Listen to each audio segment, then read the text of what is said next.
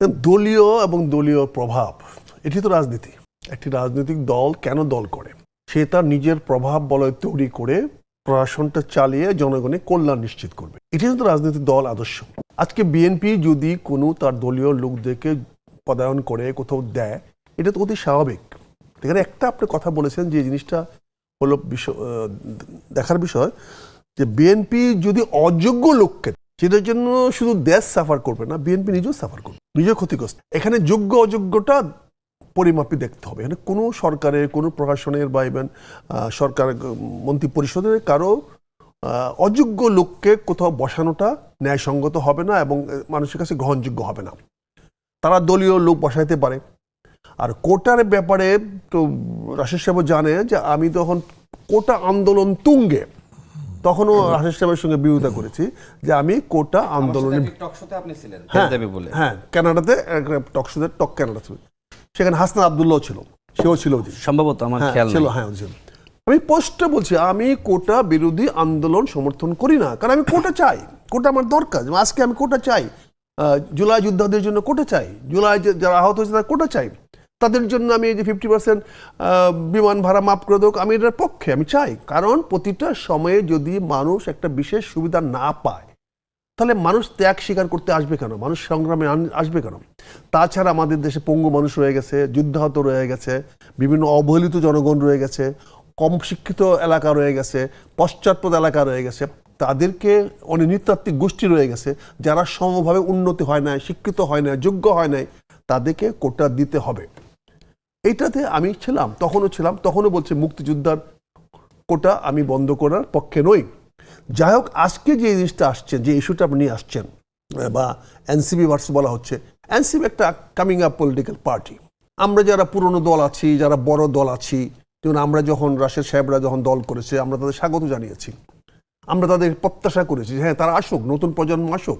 আমরা তো বিকল্প রাজনীতি করার জন্য, তৃতীয় ধারা রাজনীতি করার জন্য গত 20 বছর ধরে বলে আসতেছি। আপনি যদি তুষার সাহেব খেয়াল করে দেখেন, সেই কবে থেকে আমরা একটা তৃতীয় রাজনীতির শক্তি উত্থান হোক, এটা আমরা চেয়ে আসছি, আমরা সে প্রত্যাশা করেছি, আমরা বলেছি, বিএনপিও চেয়েছে, আওয়ামী লীগও চেয়েছে যে একটা তৃতীয় ধারা রাজনীতি বাংলাদেশে তৈরি হোক। নাহলে এটা 2 পার্টি সিস্টেম হয়ে যাচ্ছে, এখানে মাল্টি পার্টি সিস্টেম থাকতেছে না। আমরা তাদেরকেও স্বাগত জানিয়েছি। এখনো আমি মনে করি বিএনপির, মানে উচিত বলবো না, বিএনপি ছোট দলকে অনুপ্রাণিত করাটা বড় রাজনৈতিক দলের একটা উদার্যতা হবে। তারা চাইবে এনসিপি লোকদেরকে আমরা, তারা তো ছোট, তারা ভুল করতে পারে, অপরাধ করতে পারে, কিন্তু সেটাকে এত হাইলাইট করার দরকার তো নাই। তাদেরকে আমাদের আগামী দিনে প্রতিপক্ষ ভাবার দরকার তো নাই।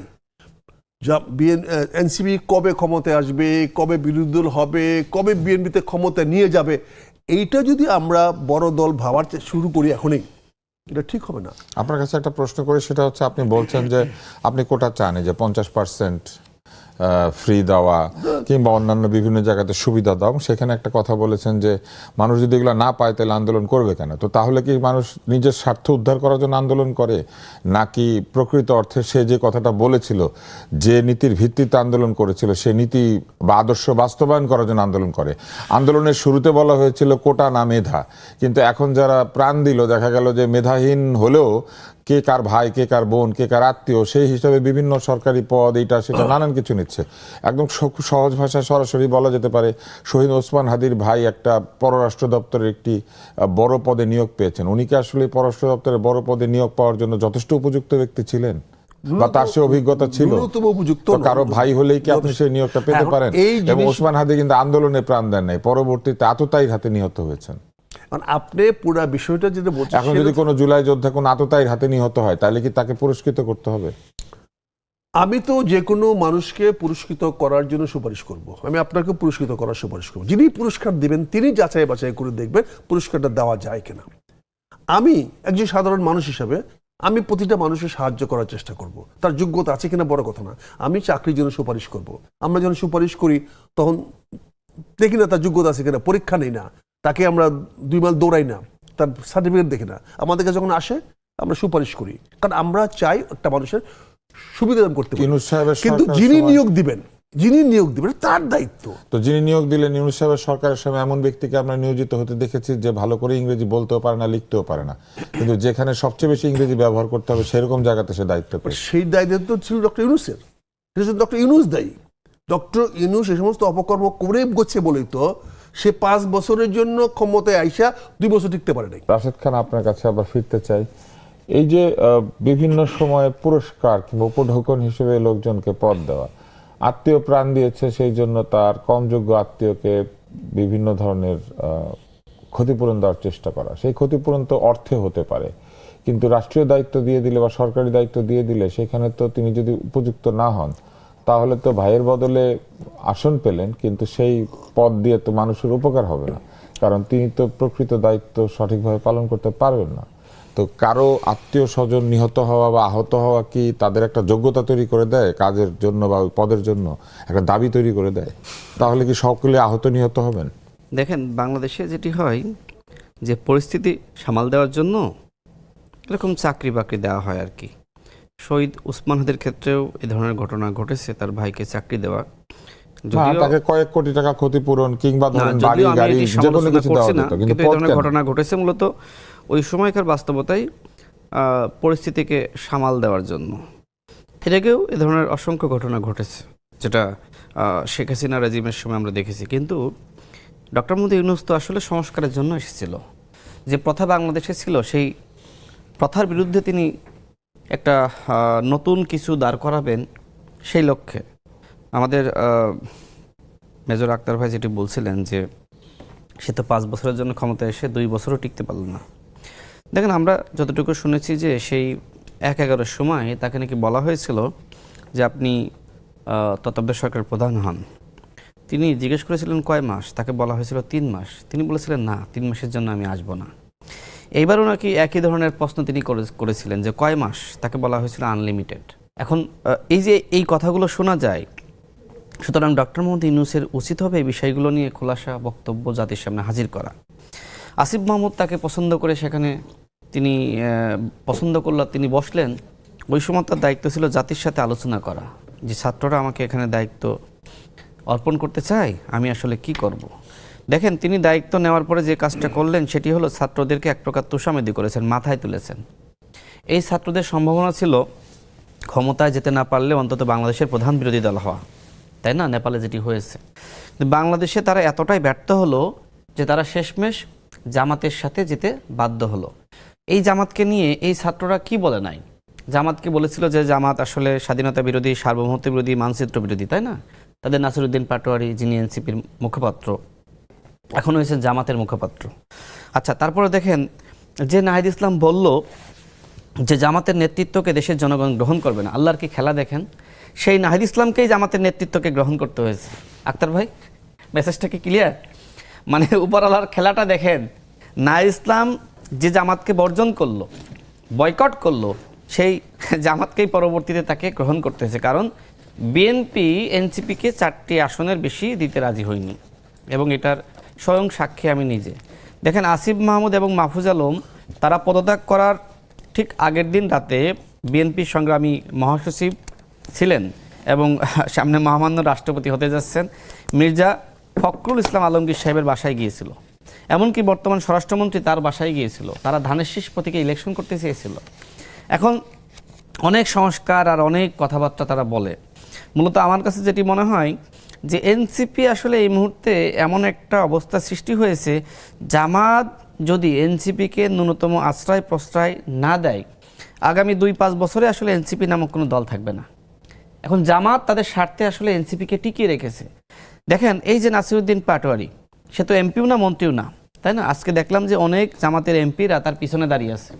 এর কারণটা কি?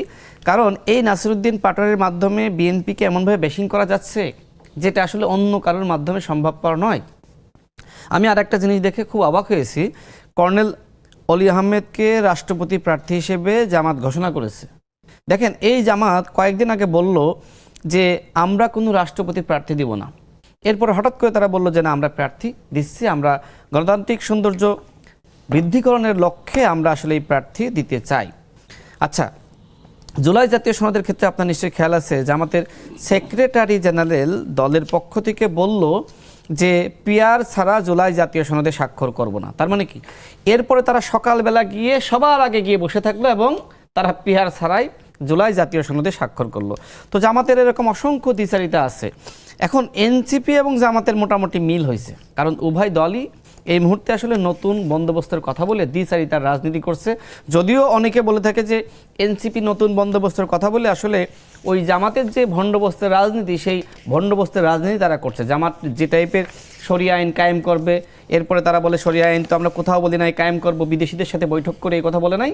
আব্দুল্লাহ মোহাম্মদ তাহের ভাই তো এই কথা বলেছে যে আমরা কোথায় বলেছি যে আমরা ক্ষমতায় গেলে শরিয়া আইন কায়েম করব, কিন্তু তাদের গঠনতন্ত্রে উল্লেখ করা আছে যে তারা ক্ষমতায় গেলে শরিয়া আইন কায়েম করবে। কিন্তু এই মুহূর্তে যিনি আসলে জামাতের রাষ্ট্রপতি প্রার্থী হয়েছেন কর্নেল অলি আহমেদ, তিনি একটি জনসভায় বলেছিলেন, আমার কাছে মনে হয় যে মেজর আক্তার ভাই সেই জনসভায় থাকলেও থাকতে পারেন, সেখানে তিনি বলেছিলেন যে জামাতের আমির আমাকে কথা দিয়েছে ক্ষমতায় গেলে শরিয়া আইন কায়েম করবে না, সংবিধান অনুযায়ী দেশ চালাবে।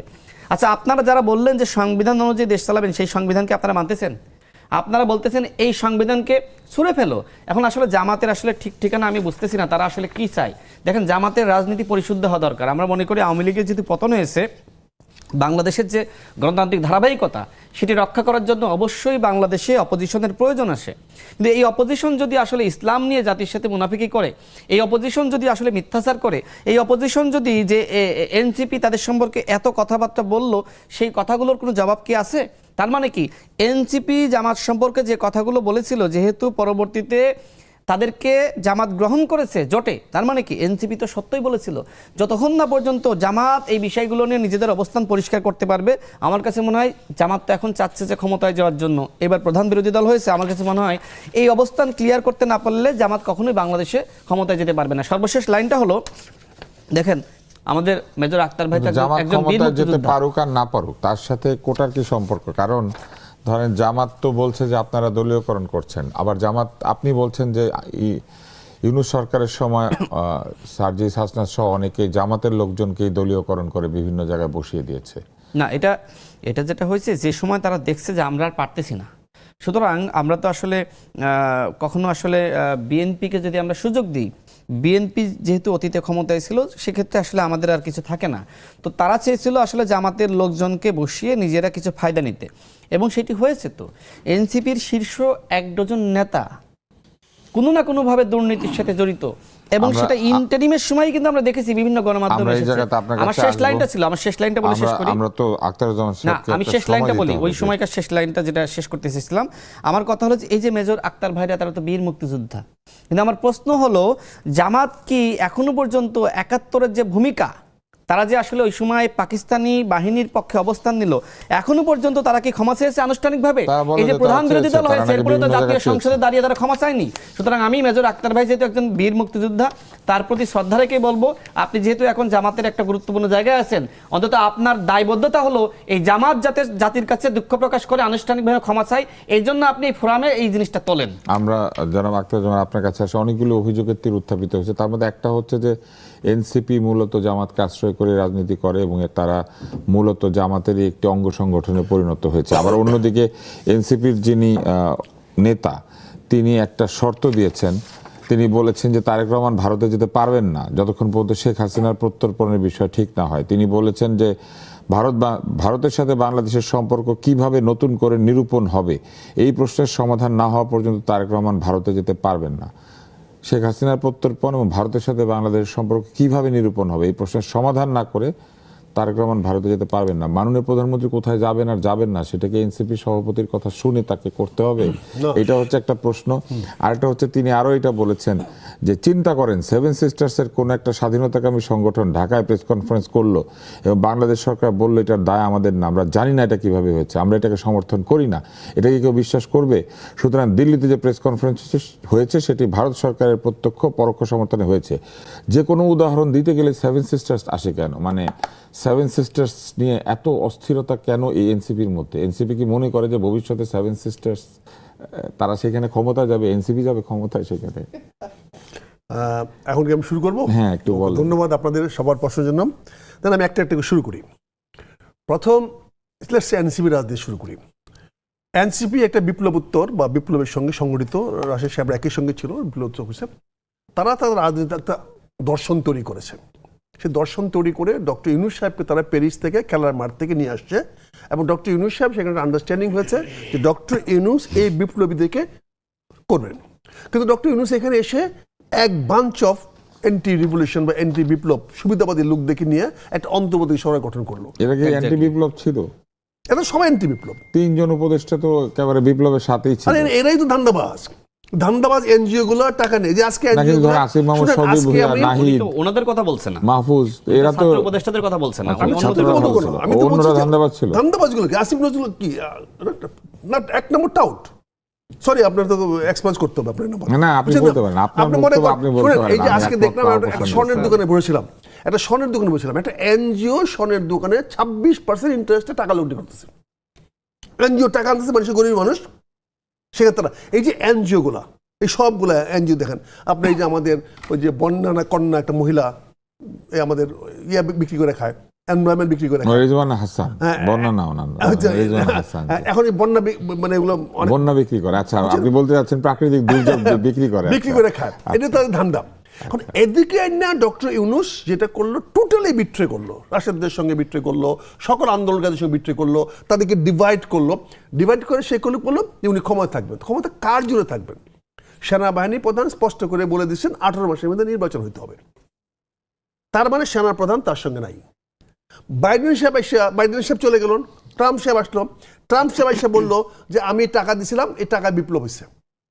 তো ডক্টর ইউনূস নিজে একটা, ইউনূস সাহেব নিজেও তো বললেন মেটিকুলাসলি ডিজাইন। না, আমি আমাকে শেষ করে দেন। তো ডক্টর ইউনূস মেটিকুলার ডিজাইন হলে তুমি বা টাকা নষ্ট করতে, তাহলে আরেকজন মেটিকুলার ডিজাইন হলে তুমি যদি বলো একজন মেটিকুলার ডিজাইন করে বিপ্লবটা আসছে, তাহলে তোমাকে মেটিকুলার ডিজাইনই তোমাকে নিয়ে আসছে, অধর্ব গাধা। এটা প্রমাণ করলো সেটা অধর্ব একটা গাধা। না হলে আজকে এনসিপি হয়তো সেকেন্ড পার্টি থাকতো, যদি ডক্টর ক্ষমতায় থাকতো এখন পর্যন্ত, যদি ডক্টর ইউনূস এনসিপির চেয়ারপারসন হতেন, যদি এনসিপি আহ্বায়ক হইতেন, তাহলে কি হতো? আমাদের মতো অনেক সুবিধাবাদী লোক দৌড়ে গিয়ে চলে যেতাম।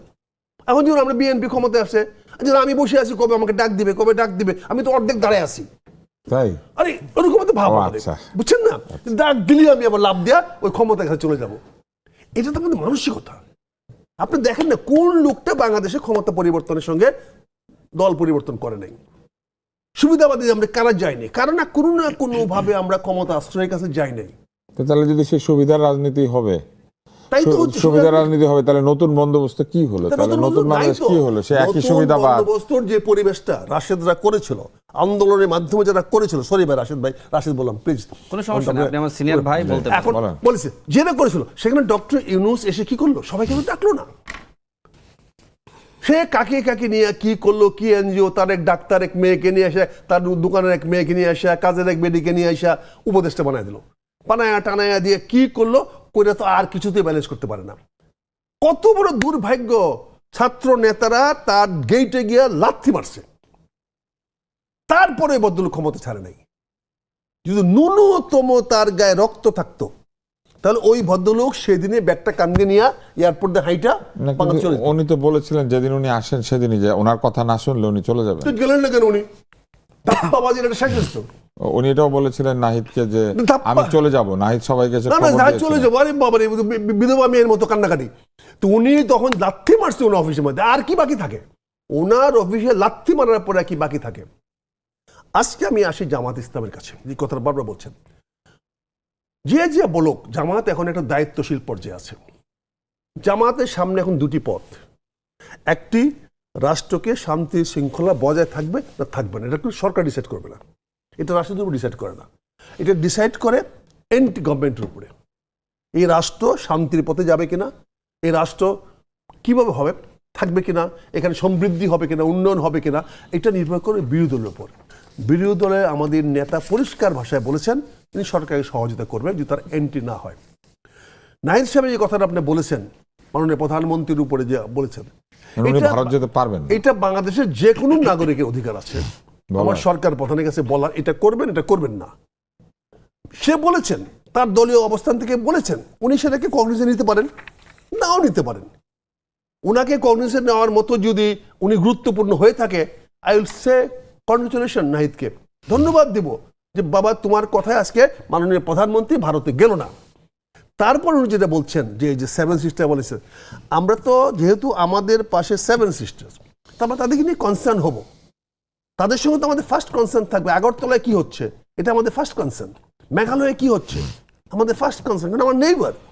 তারপরে আমার নাগাল্যান্ডে কি হচ্ছে, মিজোরাম আমার বর্ডার আছে, মিজোরামে কি হচ্ছে, they are our close neighbour, bordering neighbour, তাদের সঙ্গে তো কথা বলবোই। সেখান থেকে একটা লোক যদি বাংলাদেশে আইসা এগুলো করে, তাহলে এটা দেখার দায়িত্ব আমাদের আছে।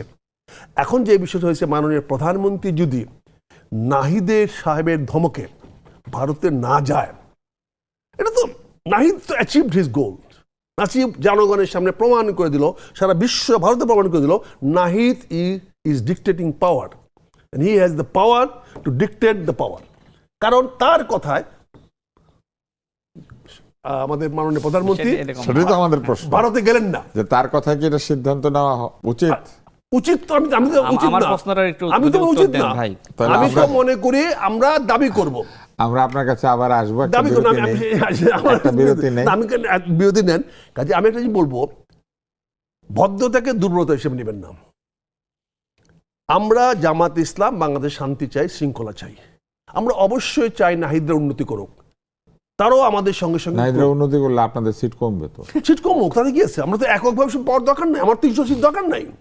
আই ডোন্ট নিড 300 সিট, আমার 150টা 150টা হলে যথেষ্ট, বাকিগুলো শেয়ার করতে হবে। আমি চাই বিএনপি আসুক, আমরা চাই যেমন রাশেদ সাহেবকে আমরা চাই প্রমোট করি, একটা এমপি থেকে ইলেকশন হয়ে আসুক, ওইভাবে করার চেয়ে জনগণের সঙ্গে সম্পৃক্ত থাকুক। কাজে নাহিদদের প্রতি, এনসিবির প্রতি আমাদের নৈতিক দায়িত্ব আছে, পাটোয়ারি সাহেবদের প্রতি আমাদের সেই নৈতিক নৈতিক দায়িত্ব দায়িত্ব আছে। ইউনূস সাহেব পালন করেছিলেন, ইউনূস সাহেব পালন করতে পারে নাই, কিন্তু আমরা ইনশাল্লাহ বাংলাদেশ আওয়ামী লীগ, জামাত ইসলামী অবশ্যই করবে, এখানে আওয়ামী লীগের স্থান হবে না। আর একটা কথা আমি বলতে চাই, এখানে যে কথা আপনি বলছিলেন যে এমনকি বাংলাদেশ টেলিভিশনে যে ডিজি নিয়োগ করা হয়েছে সেটা নিয়েও প্রশ্ন উঠেছে যে নিয়ম না মেনে একটা ভুল আইনের ভিত্তিতে তাকে নিয়োগ দেওয়া হয়েছে। আপনার কি মনে হয় যে সরকার কি তাড়াহুড়া করছে? আর যদি দলীয়করণ করেই থাকে তাহলে আবার সাদুল্লাপুরে লোকেরা কেন বলছে যে আসলে বিএনপির লোকেরা আওয়ামী লীগের লোকদেরকে নিয়োগ দিচ্ছে? আচ্ছা, ধন্যবাদ।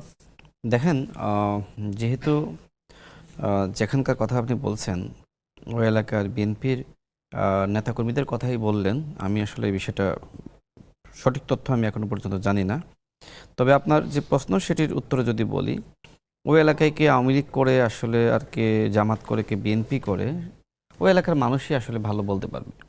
যেহেতু ফ্যামিলি কার্ড এটি বিএনপি সরকারের একটি বলা যায় যে উদ্যোগ, সেই উদ্যোগের একটি অংশ।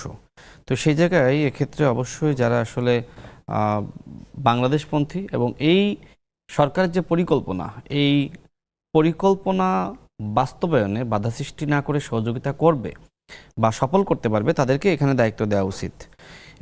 এটি নিয়ে আমার এতটুকুই মন্তব্য। দ্বিতীয়ত হলো, দেখেন দলীয়করণের যে প্রসঙ্গ আসলে এনসিপি করে, তাদের আসলে এই দলীয়করণের প্রসঙ্গ নিয়ে মন্তব্যই করা উচিত না। কারণ তারা, আমি আগেই বলেছি যে 18 মাস ক্ষমতায় থেকে যে পরিমাণ দলীয়করণ করেছে এবং যে সময় আসলে তারা নিজেরা আর পারে নাই, জামাত থেকে ধার করে এনে দলীয়করণ করেছে।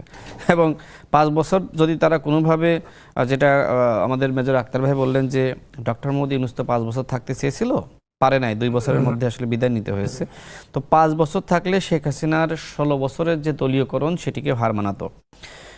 আচ্ছা, আরেকটি বিষয় আমি আসলে পূর্বে আসলে বলা দরকার ছিল। দেখেন, জামাত জোটের যিনি আসলে রাষ্ট্রপতি প্রার্থী, আমি জানি না মেজর আক্তার ভাই আমার এই কথা কিভাবে নেবেন, তারপরেও তিনি সাথে আজকে যে বইটা তার কাছে রয়েছে, সম্ভবত তিনি বিনিয়োগ নিয়ে একটি বিশাল আর্টিকেল তিনি আসলে লিখেছেন। তো তার মেধা, তার বক্তব্য শুনে বোঝা যায় যে তিনি আসলে কতটা মেধাবী এবং সবার সাথে তিনি মিশতে পারেন, গণমানুষের সাথে তার সম্পৃক্ততা আছে। আর সেখানে কর্নেল অলি আহমেদ একজন অহংকারী মানুষ, যেহেতু তিনি জামাতের সাথে আছেন, আমার কাছে মনে হয় কর্নেল অলি আহমেদ একজন কর্নেল অলি আহমেদ একসময় শহীদ রাষ্ট্রপতি জিয়াউর রহমানের ঘনিষ্ঠ সহযোগী ছিলেন। সেটা এত অহংকারী লোক তার সাথে কি করে থাকতে না, পারলেন? সেটা তো থাকতে পারেননি পরবর্তীতে, তাই না? তিনি অন্যদেরকে নেতা মনে করতে পারেন না, তিনি মনে করেন যে তিনিই একমাত্র নেতা, তার থেকে বড় নেতা বাংলাদেশে কেউ নাই। তবে শেষ বয়সে এসে এত অহংকারী মানুষ, জামাতের আমির ডাক্তার শফিকুর রহমান, যার আসলে রাজনৈতিক ভিত্তি খুবই দুর্বল, তার নেতৃত্ব মেনে সর্বশেষ ওই জোটে গিয়েছে। অহংকার পতনের মূল, সেটা আসলে কর্নেল অলি আহমেদকে দেখলেই বোঝা যায়। আমি আসলে জামাতের আমিরকে ওই অর্থে ছোট করছি না, মানে কর্নেল অলি আহমেদ নিজেকে যেভাবে একজন মানে রাজনৈতিক নেতা হিসেবে দাবি করে, সেই তুলনায় তো আসলে ডাক্তার শফিকুর রহমান ওই অর্থে অত বড় নেতা নন। তো যাই হোক, আমার কাছে মনে হয় জামাত একটি ভুল সিদ্ধান্ত নিয়েছে কর্নেল অলি আহমেদকে রাষ্ট্রপতি প্রার্থী হিসেবে ঘোষণা করে। আমার কাছে মনে হয় যে এক্ষেত্রে মেজর আক্তার ভাই বেটার প্রার্থী ছিল। আমি বেস্ট বলবো না, বেটার বলবো যে কর্নেল অলি আহমেদের মতন একজন অহংকারী মানুষকে রাষ্ট্রপতি প্রার্থী না করে মেজর আক্তার ভাইকে যদি রাষ্ট্রপতি প্রার্থী করত, সেক্ষেত্রে গণমানুষের সাথে বা গণমানুষের যে আকাঙ্ক্ষা সেটা কিছুটা হলেও পূরণ হতো। আর ভাই কতগুলো কথা বলেছিলেন সেটির একটু উত্তর না দিলে নয়। আমাদের ঢাকা বিশ্ববিদ্যালয়ের শিক্ষক আসিফ নজরুল স্যার সম্পর্কে তিনি কিছু মন্তব্য করেছেন। দেখেন, আমি এতটুকুই মন্তব্য করতে চাই, যেহেতু নির্বাচন একটি চক্রান্ত ছিল, আর যারা আসলে নির্বাচনের পক্ষে ছিল আসিফ নজরুল স্যার তাদের একজন ছিলেন। তার দৃষ্টিকোণ থেকে তিনি আসিফ নজরুল স্যার সম্পর্কে মন্তব্য করেছেন। বাট তিনজন উপদেষ্টা নির্বাচনের পক্ষে ছিলেন, একজন আসিফ নজরুল স্যার, সালেউদ্দিন আহমেদ, আর একজন ওয়াহিদুদ্দিন মাহমুদ। বাকিরা কি নির্বাচনের বিপক্ষে ছিল? অধিকাংশ নির্বাচনের বিপক্ষে ছিল। আমরা আপনার কাছে আবার আসবো, আমাদের তো একটু যেতে হবে জনাব আখতারুজ্জামানের কাছে। জনাব আখতারুজ্জামান, একদিকে যখন এরকম কথা হচ্ছে যে কোটা মেধা ইত্যাদি নিয়ে অনেক তর্ক, ঠিক একই সময় দেখা যাচ্ছে যে গ্যাস সংকট তীব্র হচ্ছে এবং বিদ্যুতের সংকটও তীব্র হচ্ছে। একদিকে বিদ্যুৎ উৎপাদনের জন্য যেমন জ্বালানি নাই, অন্যদিকে বাড়ি ঘরেও জ্বালানি সংকট দেখা দিয়েছে। বিদ্যুৎ না থাকার কারণে উৎপাদন ব্যাহত হচ্ছে, উৎপাদন ব্যাহত হওয়ার কারণে কিন্তু একটা পর্যায়ে রপ্তানিও ব্যাহত হবে বলে মনে করা হচ্ছে।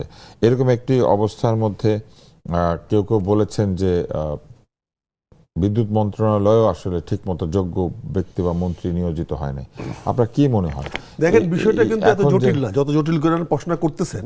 আমি শর্টকাট বলে দিই, বাংলাদেশে এখন আমাদের 1.3 থেকে 1.4 ট্রিলিয়ন গ্যাসের ঘাটতি এক বছরে ঘাটতি। এটা আমরা আমদানি করে আনতে পারবো না, এত টাকা আমাদের নাই।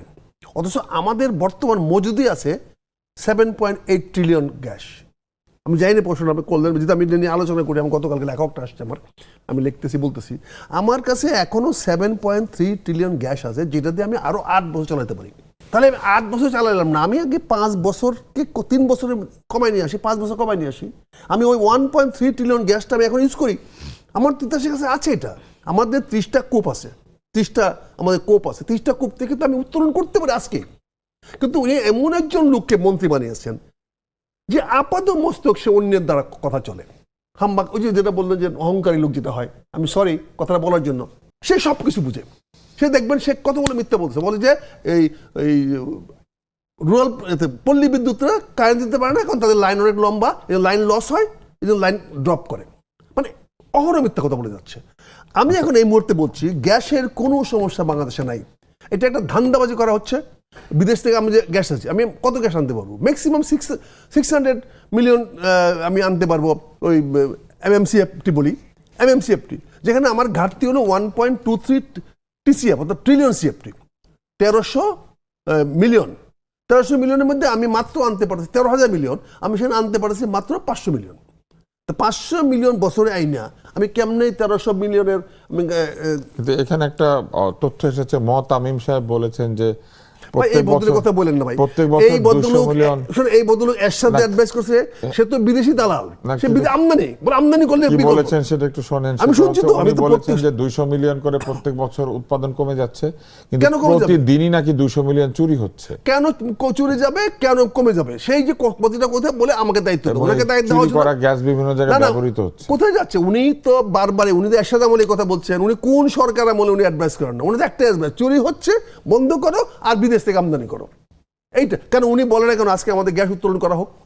আমি তো গ্যাস নিয়ে বলছি, আমার তো 7.8 trillion gas as on today মজুদ আছে। এই পুরোটা তো উত্তোলনযোগ্য না। না, উত্তোলনযোগ্যই তো এটা। আবিষ্কার হওয়া মানে কি? গ্যাসের কূপে যত গ্যাস কমবে তত চাপ কমে যাবে না বাবা? এই যে বললাম, আমার তো এখন মজুদই আছে। মজুদ বলতে কি বুঝি? আমার তো জমিতে ফসল হবে, এটা মজুদ না। কিন্তু যখন গ্যাস কূপে গ্যাস কমে আসে তখন তো সেখানে বিনিয়োগ করতে হবে না? অলরেডি আমার গুদামে এটা আছে, আমার মজুদ মানে গুদামে আছে, প্রেসারে আছে। আমি খালি এখন বাল্বটা খুলে দিলে হবে। তাই এত সোজা? হ্যাঁ, কিন্তু এখন আমাকে বলা হচ্ছে আমি 12 বছরের আমার রাখতে হবে। তাহলে কম্প্রেসার কিনতে গেল কেন? না, আমি 12 প্রেসার লাগে না, খালি বাল্ব খুলে দিলে হবে। এই ভিসা সাইকেলটা তো ভাঙতে পারছেন আপনি। এই ভিসা সাইকেল আপনি গত 15 বছরে Sheikh Hasina 1 watt kilowatt sustainable বিদ্যুৎ দিতে পারছে, রিনিউয়েবল বিদ্যুৎ দিতে পারছে, বিকজ অফ ভেস্টিং ইন্টারেস্ট গ্রুপের জন্য। যারা ডিজেল বিক্রি করে বাংলাদেশে, যারা ফার্নিচার বিক্রি করে বাংলাদেশে, তারা তো কখনোই চাইবে না যে বাংলাদেশে গ্যাস দিয়া বিদ্যুৎ চলুক, বিকজ তাদের ফার্নিচার তাহলে কে কিনবে, ডিজেল কে কিনবে? এই যে ভিসাস সাইকেল স্যার আপনারা বিভিন্নভাবে করেন। আমার কথা হচ্ছে আমার 12 বছরের স্টক আছে, আমার ইমার্জেন্সি আমি 2 বছর, আমি তো প্রধানমন্ত্রীকে আপনার আপনি মাধ্যমে বলবো, আপনি আমি যেটা রাশিয়ার বুঝতে মাধ্যমে পারছেন। প্রধানমন্ত্রী বলবো যে আপনি ইমিডিয়েটলি আমরা এখানে বিরতি নেব। 2 ট্রিলিয়ন গ্যাস আমরা এখানে বিরতি নেব, তবে একটা প্রশ্ন রেখে যাই। আপনি যেটা বুঝতে পারছেন, তাহলে সরকারের যে বিদ্যুৎ উৎপাদন যন্ত্র অথবা জ্বালানি মন্ত্রণালয় সেটা বুঝতে পারছে না। এখানেও কি বুঝতে পারছে মানে থাকস মানে চুরা সব ধান্দাবাজ পারবে না কেন? দে আর মোর ক্লেভার, দে আর মোর নলেজেবল দেন মি।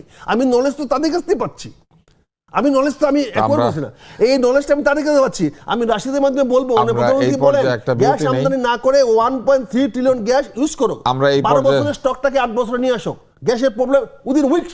বাংলাদেশের সবচেয়ে বেশি মেধাহীন যে একটি কাজ, সেটা হচ্ছে ব্যাটারি রিক্সা চালানো। যে কোনো ব্যক্তি একটা ব্যাটারি রিক্সা নিলে কোনো মেধা লাগে না, লাইসেন্স লাগে না, পারমিট লাগে না, কোনো কর দিতে হয় না, ট্যাক্স দিতে হয় না, গ্যারেজ লাগে না। শুধু বিদ্যুতের কানেকশন একটা দিয়ে রাত্রেবেলা বিল ছাড়া চার্জ করে ব্যাটারি রিক্সা চালানো যায়। এবং বিদ্যুৎ মন্ত্রী বলছেন এবং যে রাত 12টার পরেও এখন পিক আওয়ার 18,000 মেগাওয়াট চাহিদা থাকে সারা রাতে, কেননা সারা বাংলাদেশে নাকি লক্ষ লক্ষ ব্যাটারি রিক্সা আছে, তারা সব চার্জ করতে থাকে। এখন প্রশ্ন হচ্ছে যে কর দিব আমরা, বিদ্যুতের বাড়তি বিল দেবো আমরা, ভুতুরে বিলের দায় নিব আমরা, আর বিদ্যুৎ খরচ করবে ব্যাটারি রিক্সাওয়ালারা। আর এটাই কি আসলে মানে জ্বালানির সংকটের একটা বড় কারণ না? দেখেন, আজকে আমাদের মাননীয় বিদ্যুৎ এবং জ্বালানি মন্ত্রী যে বিষয়টা উত্থাপন করেছে এটি বাস্তব। এই যে সেটা বন্ধ ঢাকা করছেন না কেন আপনারা? আসবো, এই যে ঢাকা শহরে অন্তর্বর্তীকালীন সরকারের সময় যেভাবে এই ইজি বাইক বা ব্যাটারি চালিত রিক্সা যেভাবে ঢুকে পড়লো, এটা আসলে আওয়ামী লীগের সময়েও আমি দেখি নাই। এখন যে বাস্তবতা দাঁড়িয়েছে, এই রিক্সা চালকদেরকে আপনি যে বের করবেন, বের করলে জামাত ইসলাম তাদের পাশে দাঁড়ায় এবং তাদেরকে নিয়ে আন্দোলন করে। সারা দেশে যদি প্রায় আমার কাছে মনে হয় যে কোটির অধিক এরকম রিক্সা চালক রয়েছে। 40 লক্ষ বলা হয়েছে, সেটা আমি পরিসংখ্যানটা সঠিক বলতে পারবো না, বাট আমার কাছে মনে হয় যে হ্যাঁ, কোটি খানেকের কাছাকাছি হলেও হতে পারে ব্যাটারি রিক্সা। সব মিলে। তো তার মানে এই ইজি যে বাইক আছে, জুলাই বিপ্লবের সবচেয়ে বড় বেনিফিশিয়ারি কি ব্যাটারি রিক্সাওয়ালারা? ওই যে আপনি বললেন- ভাই আপনাকে একটু ইন্টারাপ্ট করি ভাই। আপনারা কতগুলো জিনিস সরকারের কতগুলো মানে ওই মন্ত্রীদের কত ধাপ্পান্তে পড়ে গেছেন। প্রথম কথা হচ্ছে ও মিথ্যা কথা বলেছে। সারা বাংলাদেশে সন্ধ্যার পরে কোনো বিদ্যুৎ থাকে না, 18,000 প্রশ্নে ওঠে না, আমি দায়িত্ব নিয়ে বলছি। ও বাট আসলে চাহিদা থাকে আমি 18,000 চাহিদা কি? সে বিদ্যুৎ দিচ্ছে না। আর 2 নম্বর, বিদ্যুৎ এই দিবে যে কেমনে? চাহিদা বেড়ে শুনেন, গেলে বিদ্যুৎ না উৎপাদন সে করবে কেমনে? বিদ্যুৎ দিতে তো বুঝতাম চাহিদা থাকে না, 1 নম্বর। 2 নম্বর, এই যে সে বিদ্যুৎ দিতে পারছে না, এই প্রবলেমটা সলভ করা যায় উইদিন 6 মান্থ। আমরা বারবার বলতেছি আপনি সোলার বিদ্যুৎটা ইজি করে দেন, পারমিশন করে দেন। এরা রিক্সাওয়ালারা রিক্সাওয়ালা পিছিয়ে লাগছেন, ব্যাটারি চালকের পিছিয়ে লাগছেন, ওরা জীবিকা নির্বাহ করবে কেমনে, চলবে কেমনে? আজকে ওরা একটা রিক্সা দিয়ে চালাতে পারতেছে। আপনি যে কোনো মূল্যে যা কিছু করা যাবে। তাহলে আপনি ধরেন শেষ করি। ধরেন না, আমি এখন তাহলে আপনি আমি এখন বিকল্প- চলবো কেমনে, এই তাহলে জন্য আপনি- চিন্তাই কেন? করতে পারবো। তাহলে আপনি বিকল্প বিদ্যুৎ দিচ্ছেন না কেন? আপনি কেন যে আপনি রাশিদ খান সোলার আপনার দিচ্ছেন না কাছে কেন? আসি। আপনি আমরা আমাদের অনুষ্ঠান শেষ করতে হবে, রাশিদ খানের কাছে আপনি যাই। বিদ্যুৎ মন্ত্রণালয়, আপনি এবং রিনিউয়েবল এনার্জি এবং বিপিডিপি আজকে 5 বছরে 1 কিলোওয়াট বিদ্যুতের পারমিশন দেয় নাই। তাহলে এদেরকে ধরেন না কেন? আজকে একটা করে টেন্ডার তারা বাতিল করতেছে। চার্জ করবে কি? বিল ছাড়া ব্যাটারি চার্জ না, দিবে? বিল তো বিদ্যুৎ থেকে সে তো বলেন না আমি আচ্ছা, বিল ছাড়া করবো। এক্ষেত্রে- আপনাকে দেন তো বিদ্যুৎ বিদ্যুৎ তো দেন, চুরি বিল দেন। করছে, বিদ্যুৎ আপনি তো বিল চুরি দেন, করছে, বিদ্যুৎ দেন। চুরি তো বিল তো করছে, দিচ্ছে না। চুরি তো করেছে বিদ্যুতের লোকেরা, চুরি তো ওরা করছে না। ওরা কানেকশনটা পাইলো কোথায়? আচ্ছা, আমি একটু শেষ করি। কাজে গ্রামে গঞ্জে সব এই না কেন বলছি, আমরা এটা ভুল দিকে যাচ্ছি। আমাদের জাতীয় নেতৃত্ব এখানে বসে আছি, আমরা জাতীয়ভাবে কথা আমরা বলবেন। দেশের ওদের দেশের আপনার গার্মেন্টসের চেয়ে বড় কর্মসংস্থানকারী হবে হচ্ছে এখন ব্যাটারি রিক্সা। সমস্যা কোথায়? ওরা তো বাংলাদেশের মানুষ। তুষার ভাই, একটু শেষ আপনি করি। সরবরাহ করেন, আপনি তাকে তার প্রতি দায়িত্ব পালন করেন। সারা বাংলাদেশে এদেরকে বিদ্যুৎ দেন। মেজর আক্তার ভাই, আমি আমার বক্তব্য শেষ করতে জি, পারলে মানে ভালো হতো, জি। আপনার উত্তর দিতে সহজ হতো। দেখেন, একসময় তো আমরা দেখেছি যে পায়ে রিক্সা, তো যারা আসলে পায়ে রিক্সা চালাতো এখন তারা ব্যাটারি রিক্সা চালায়। অর্থাৎ কর্মসংস্থানের যে কথা বলা হচ্ছে, এটা আসলে নতুনভাবে সৃষ্টি হয়েছে বা এটা নতুন একটা শিল্প হয়েছে, বিষয়টা এরকম না, আগেও এটি ছিল। এখন মূল বিষয়টা হলো যে তারা এখন ওই আগে পায়ে রিক্সা চালাইলে কিন্তু এই বিদ্যুৎ বা এটা হতো না, বিদ্যুৎ ব্যবহারের কোনো প্রয়োজন ছিল না। তবে বিষয়টা হলো যে অধিকাংশ ক্ষেত্রে আমরা দেখি যে আপনার চোরাই লাইনের মাধ্যমে এই চার্জগুলো দেওয়া হয় এবং এটা আপনি খোঁজ নেন, এর আগেও এরকম বিভিন্ন প্রতিবেদন এসেছে। অর্থাৎ এইটা কীভাবে বন্ধ করা যায় সেই বিষয়ে আমাদের লক্ষ্য রাখতে হবে। এবং এই যে এত ব্যাটারি চালিত রিক্সা আমরা দেখছি বিশেষ করে ঢাকা শহরে, এটা তো ঝুঁকিপূর্ণ। এখন সরকার যে প্রবলেমটা ফেস করতেছে, এই যে রিক্সাটা বন্ধ করবে মেন রাস্তায়, সেটি যখন করতে যায় এদেরকে নানানভাবে উস্কানি দেয় আমাদের অপোজিশনে যারা আছে তারা। দেখেন, ফুটপাত থেকে ব্যবসায়ী মানে যারা হকার তাদেরকে সেখান থেকে উঠিয়ে দেওয়ার উদ্যোগ নিয়েছিল। তাছাড়া আপনার এই যে অবৈধভাবে দখল করে বস্তি বানানো, সেটাও সরকার উদ্যোগ নিয়েছিল। ওই সময় দেখলাম জামাতের আমির নিজেই কিন্তু তারা এদের পাশে দাঁড়ালো। শেষমেশ কিন্তু ওই পরিকল্পনা যথাযথভাবে সফল হয়নি। অর্থাৎ ভাই সর্বশেষ যে কথা বলেছেন তার ওই কথা বলে শেষ করব, যে বাংলাদেশে যারা বিরোধী দলে থাকে, শুধু বাংলাদেশে না পৃথিবীতে, তারা কিন্তু যদি সরকারকে সহযোগিতা না করে শান্তি থাকে না, শৃঙ্খলা থাকে না। যে কথা তিনি বললেন, উন্নয়নও হয় না, সমৃদ্ধি হয় না। যে কারণে আমাদের মাননীয় প্রধানমন্ত্রী বলেছেন যে আপনারা ছাড়া আমরা না, আমরা ছাড়া আপনারা না। অর্থাৎ এই দেশকে এখন পুনর্গঠনে এগিয়ে নিতে হলে যদি এই দেশের অর্থনৈতিক মুক্তি দরকার হয়, সেক্ষেত্রে সবাইকে একসাথে কাজ করতে হবে। কিন্তু অপোজিশনের এক ধরনের ধান্দাই রয়েছে যে তারা কখন আসলে বিএনপির পতন ঘটাবে আর কখন আসলে ক্ষমতায় যাবে। এই কারণে মূলত এই মুহূর্তে যত বিশৃঙ্খলা দেখছেন, যত ঝামেলা দেখছেন, এগুলোর দায় অবশ্যই অপোজিশনের আছে। আমি এখানে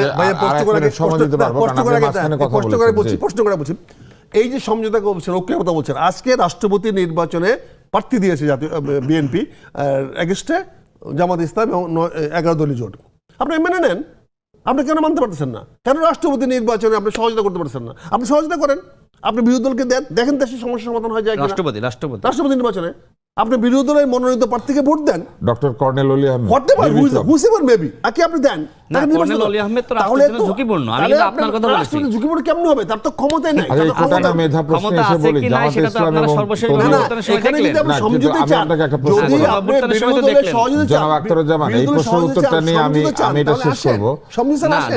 যদি আপনাকে নমিনেশন দিত, কারণ আপনার অহংকার নাই, আপনি মানুষের সাথে মিশতে পারেন। আর কর্নেল অলি আহমেদ আমি আপনার কাছে এই প্রশ্নটা শেষ করি। এই যে ডক্টর কর্নেল অবসরপ্রাপ্ত অলি আহমেদ বীর বিক্রম, তাকে যে আপনার দল এবং ঐক্য এনসিপি সহ যে 11 দলীয় ঐক্য তারা যে নমিনেশন দিয়েছেন, আপনারা কি প্রকৃত অর্থে আপনাদের এই পুরো জোটের সবচেয়ে যোগ্য ব্যক্তিকেই রাষ্ট্রপতি হিসেবে দিয়েছেন নাকি একটা কোটায়? আমরা তো শুনে এটা তো করলাম, আমরা যোগ্য বলে দিয়েছি। এখন প্রশ্ন হচ্ছে সবচেয়ে যোগ্য বলে কোনো কথা নাই। সবই যোগ্য লোক আছে, তার মধ্যে একজন দিয়েছে। দুই একজনের কথা কি বলতে পারেন যে উনি না হলে উনি হতে পারতেন? আমি তো একজনের কথা বলছি, একটা বলেন না। আমি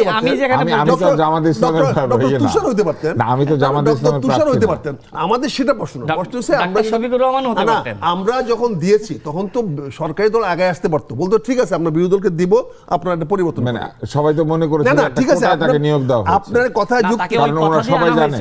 আমি যতটুকু জানি তাকে বলা হয়েছিল আপনি যদি আমাদের সাথে আসেন আমরা ক্ষমতায় গেলে আপনাকে রাষ্ট্রপতি বানাবো, এবং যেহেতু ক্ষমতায় যেতে পারে না তাকে ছায়া রাষ্ট্রপতি বানাবে। তিনি বাংলাদেশের ছায়া রাষ্ট্রপতি হিসেবে